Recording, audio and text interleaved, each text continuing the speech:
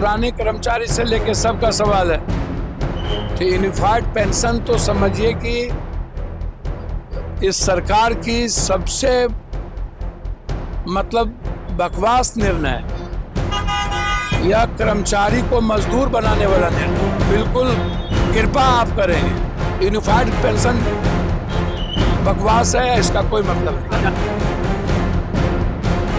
Sir पहले तो आप बोलिए ना, तो उनसे आप पूछिए पुराना पेंशन जो लोगों का डिमांड, ये यूनिफाइड बिल क्या है पूछे हैं? कौन परसेंटेज दस्ट होगा, कितना काम करेगा, जितना काम करेगा। पुराना पेंशन कुछ और है। पुराने पेंशन पर न सवाल है भाई। कर्मचारी, अच्छा ये पुराने कर्मचारी से लेके सबका सवाल है। तो यूनिफाइड पेंशन तो समझिए कि इस सरकार की सबसे बकवास निर्णय है। यह कर्मचारी को मजदूर बनाने वाला निर्णय है। बिल्कुल कृपा आप करेंगे। सारे बेईमानी शैतानी को ढकने के लिए आपने हर मुद्दे में कॉरपोरेट को बेनिफिट और कॉरपोरेट सिस्टम को लाना।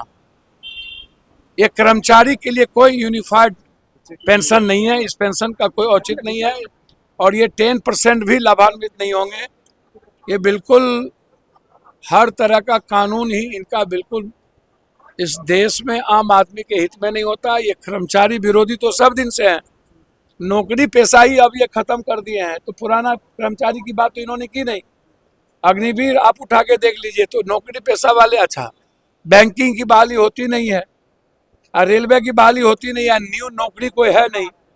तो ये जो यूनिफाइड पेंशन है तो अपने फायदा के लिए इन्होंने ले आया।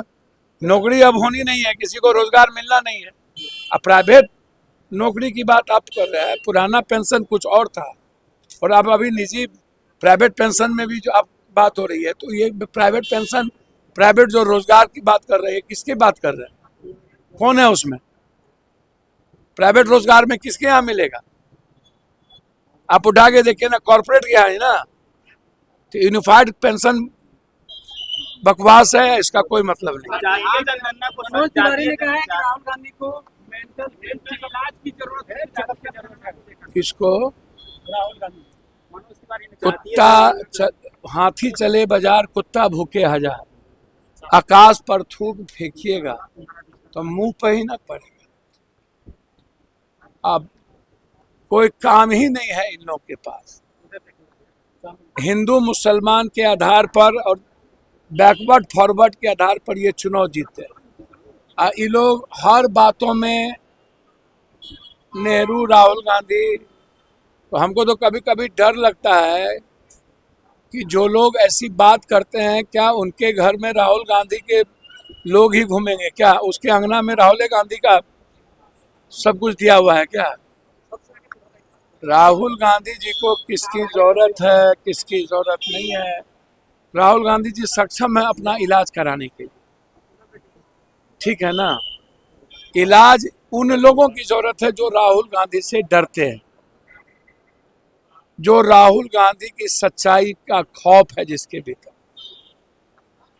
और हम नेक सलाह देंगे, राहुल गांधी या नेहरू परिवार को गरियाने से बेहतर है 10 साल में और तीसरे बार जनता जो आपको मौका दी है उसमें आप विशेष राज्य विशेष पैकेज के लिए लड़िए।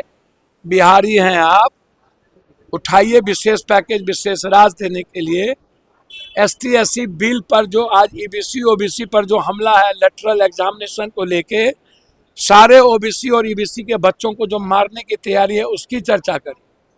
और एक तो पहले ही OBC को क्रीमिलियर में आपने झगड़ा लगा के मार दिया, अब ST SC में क्रीमिलियर ला करके आप ST SC को खत्म करना चाहते हैं।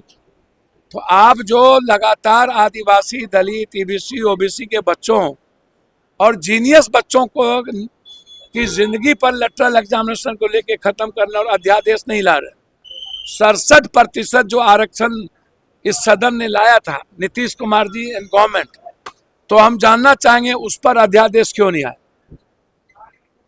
और जाति जनगणना नीतीश कुमार जी भी थे, तो जाति जनगणना में जब नीतीश कुमार जी खुद ही करवाए तो इलाज की जरूरत पहले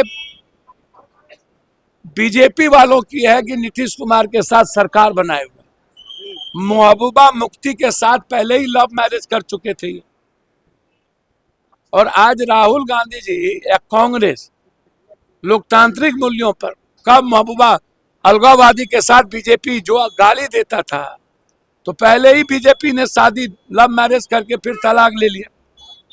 और नीतीश कुमार जी जो सबसे पहले ओबीसी कांग्रेस के बाद गहलोत के बाद जाति जनगणना की बात नीतीश कुमार जी ने किया और नीतीश कुमार जी के नेतृत्व में ही ये सरकार चला रहे हैं।